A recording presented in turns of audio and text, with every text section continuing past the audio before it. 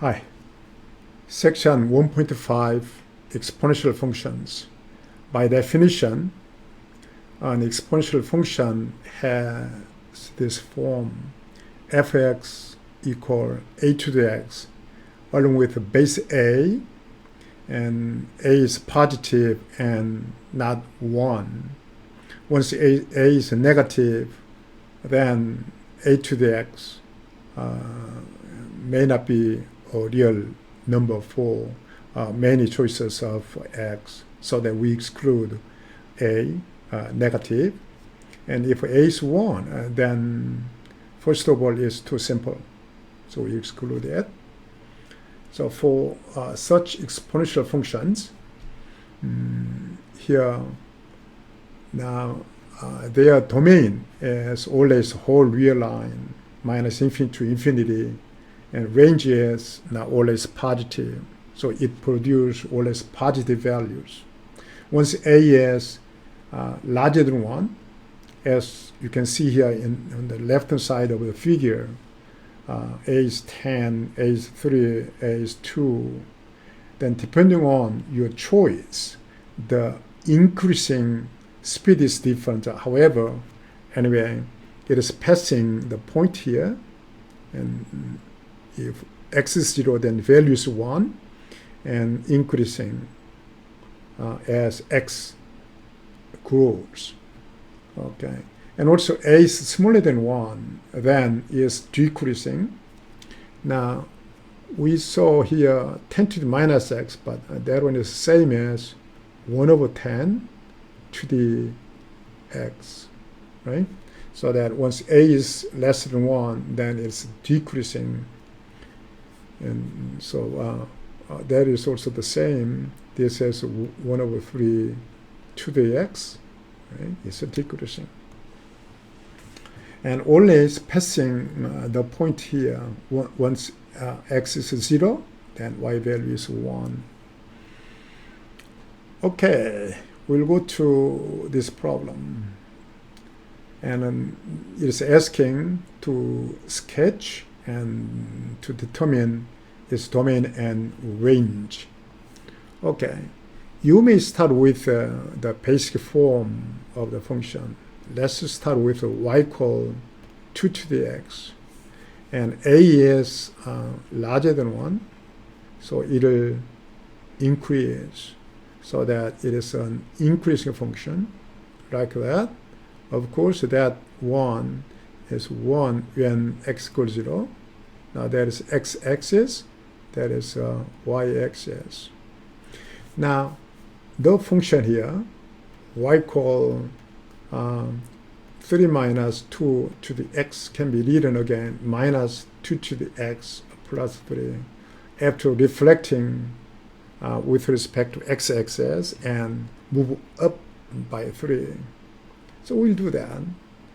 Here, now that is x-axis, and this is y-axis. We reflect, then that one will be reflected in this way. That is here now minus 1, and move up by 3, so that will be now 3, and minus 1 will move to 2. Here that is 2, so that the graph of this given function will be given in this way. So that is a sketch of the graph for the function. And in this operation, domain remain the same, so that the domain will be same as here, the original domain. Oops, there's plus infinity. And how about range? Range is, now you can say here now from minus infinity to 3, but not including 3. Or you can say that y equal less than 3. That is range. Okay. Sometimes some function can be found of course, it's not exact function, but a sort of a representation from data points.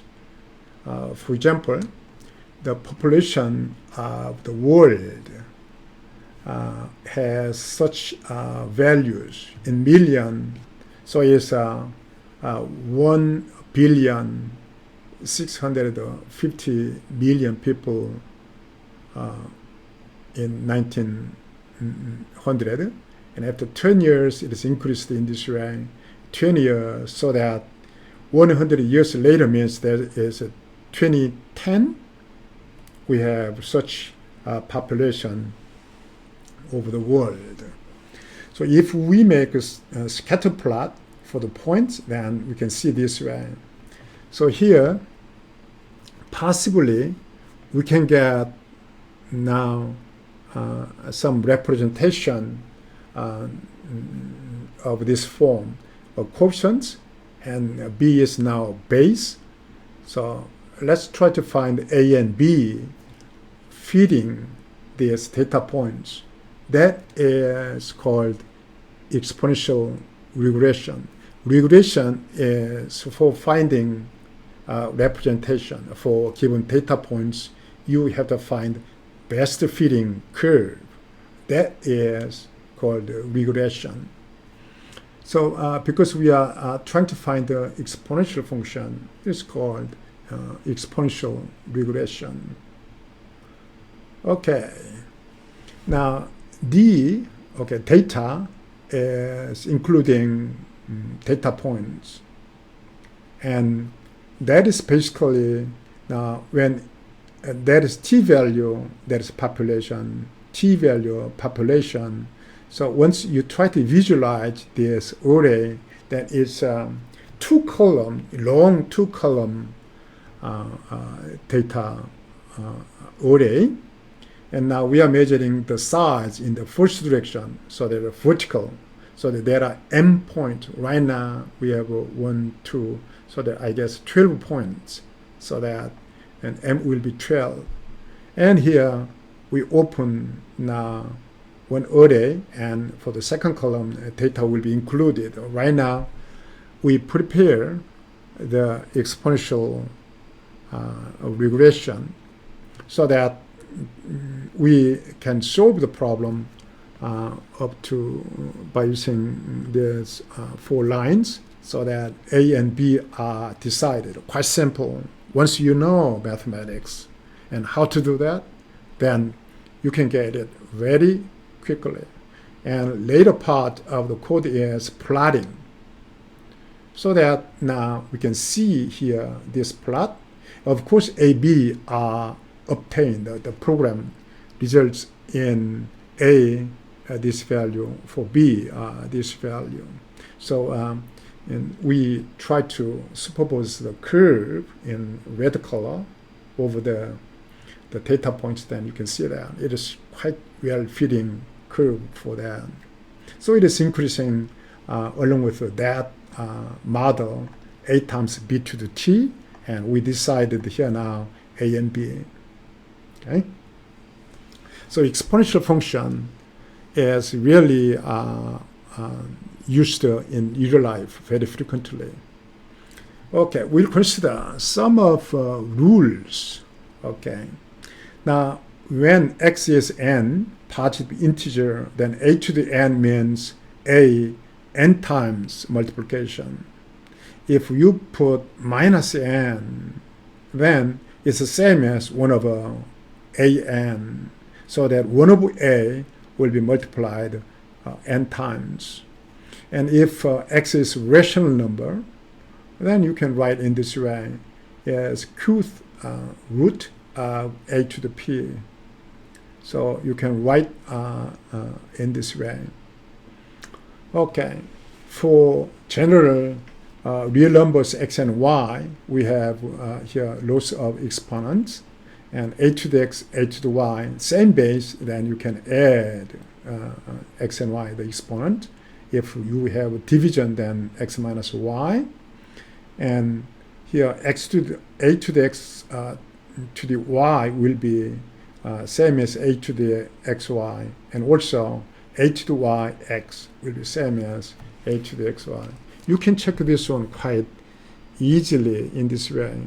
For example, if you restrict yourself into along with the integers, then a to the n and m power, which means that here now, okay, a to the n, and that multiplication will be here now m times, right? That is m times of a multiplication, so that if you look at this multiplication from a, then total multiplication is m times n. So we have such a result. And same power, same exponent, and base are the difference then. Now that is, you can combine base, and division also the same, you can combine them. But here we start with a as positive, b as positive, so that, for example, if you try to use this one in the opposite way, so that, for example, here now, okay, I'll show you one example.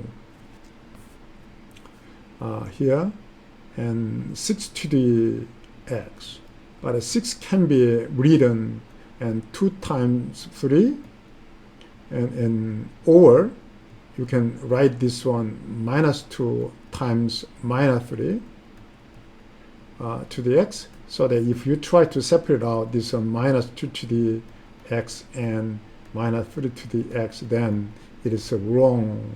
You cannot do that. And from the beginning, the base must be always positive. Okay.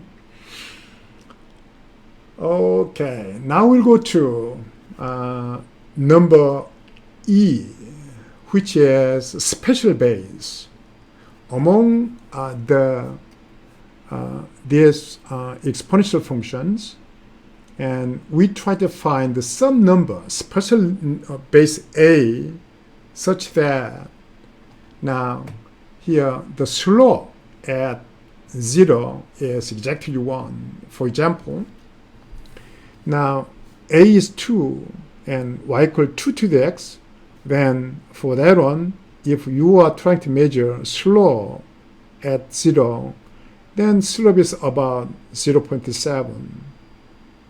If you measure slope for y to the 3x, then slope is a little bit larger than 1. So if you try to find some number a such that, and for the graph y equal a to the x, such that slope is 1, exactly 1, then now the value a has a special name, so that we call it E. So it's E is 1 over a.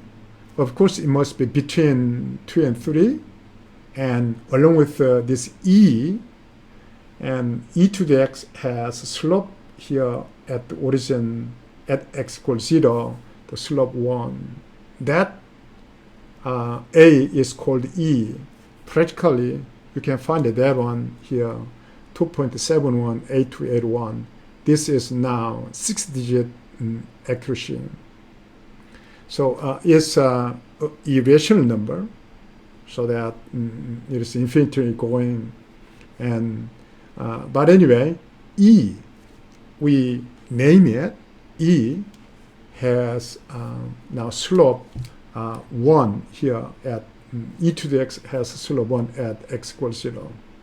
That is how E is defined.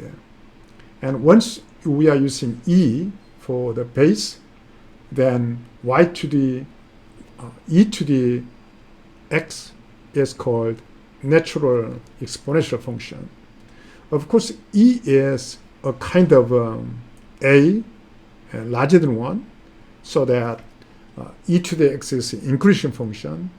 And now, of course, here, okay, that is increasing function, and also e to the 0 will be 1. But the slope is also 1. The value is 1, slope is 1. Okay. Let's see this example. Find the domain of following functions. for that one. Now, here, when you try to find the domain, then bottom, if it is a fraction, then bottom cannot be 0. Now, cosine x is always between -1 to 1. And now e to the cosine x is always far away from 0. Once this value is changing from -1 to 1, then that is always larger than 0, so that there's no limitation for domain. So here, domain is whole real line. Okay, for that one. Now, the same way, we are checking if the denominator is 0. Okay, so here, domain, x value in domain is possible when it is not making this bottom 0. Okay, so here, 1 minus e to the 1 minus x0 is now non-zero is domain. That is same as, okay, e to the 1 minus x squared equal is not 1, which means that it's increasing, strictly increasing, only this e to the x has value 1 when this exponent is 0. So it means that there's 1 minus x squared is non-zero. That means that now x equal, not x is not plus minus 1. So domain is all other values except plus minus 1. Okay? Now, for this one, you can make a graph here, and you may start with the same strategy as in earlier section 1.3. Okay, here you may start with y equal e to the x. Y equal e to the x is now increasing function that way. But if you are considering y equal e to the minus x, then it's a deflection with respect to y-axis. Okay, so that it is decreasing that way. Of course, here now the intercept is 1. Also here there's 1. Now, this basic graph will be now shrunk by half and moved up by 1. So that, and here we have for y equal half e to the minus x plus 1.